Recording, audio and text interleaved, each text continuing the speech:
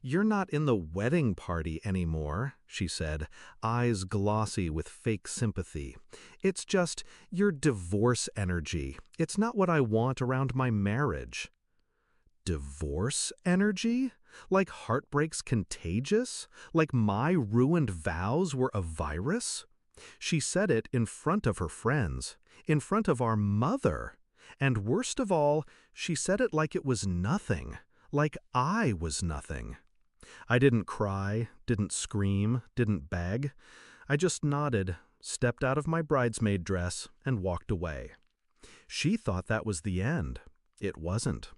I was the big sister, the protector, the one who took the hits for her growing up. I covered for her when she snuck out, paid her rent when she lost jobs, held her hair back during her hangovers, and held my tongue through her tantrums. She clung to me during my wedding, gushed about how much she wanted one just like it. I made it happen for her, booked the most expensive villa on the Amalfi Coast, paid in full as a wedding gift. 5 bedrooms, private chef, cliffside views. She cried when I told her, said, "You're the best sister in the world." 2 weeks later, she said my divorce was bad luck and kicked me out of the photos.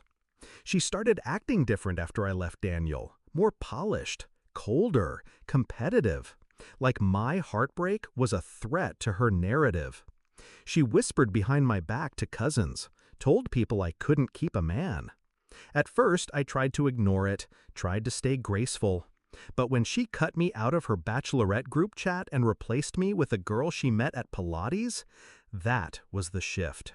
That's when I stopped being the sister and became the storm. The villa was in my name, every square meter mine. No lease signed, no transfer made. Just one generous sister booking a week of luxury for her spoiled sibling.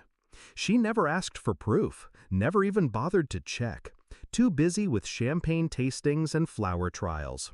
So when she kicked me out of her wedding party, I made one quiet call to the property manager, changed the check-in date, updated the guest list, hired a DJ, and sent out 10 private invitations.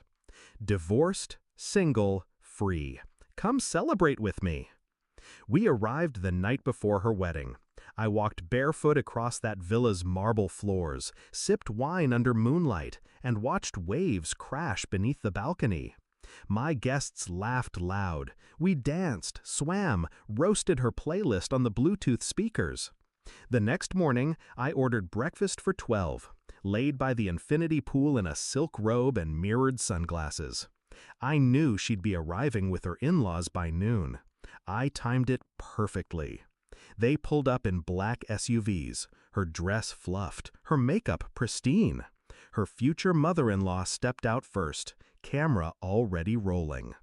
And then she saw me, lounging by the pool, flanked by friends, a flute of Prosecco in hand. She froze, tried to smile. What are you doing here?" I sipped slow, let the silence stretch, then said, "I thought my divorce energy might appreciate the view." Her eyes darted around, confused, calculating. She tried to wave me off. "You're not supposed to be here. This is our villa." I stood, tossed a printed contract at her feet. Correction. It's my villa, booked in my name, paid with my card. No refund, no transfer. She laughed, the fake manic kind. "You're joking, right? This is my wedding." I stepped closer, lowered my voice. "You made it clear I bring bad luck. I just didn't think you'd want me haunting your honeymoon suite." Her fiancé looked at her, then at me, then back at the contract.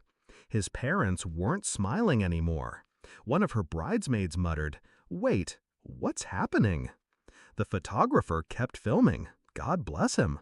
She finally cracked. "You can't do this," she snapped. "You're ruining my day." I leaned in, let the words drop like stones. "No, you ruined it. I just returned the favor." They scrambled, called planners, tried to find a new place.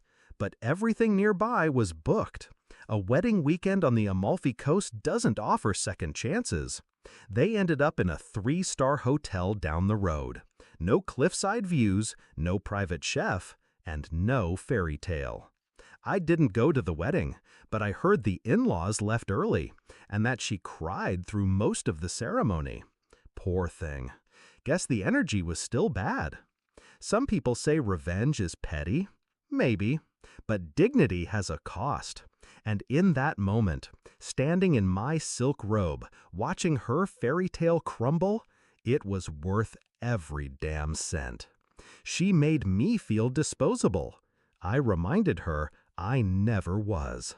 And as for bad luck, turns out it looks a hell of a lot like poetic justice.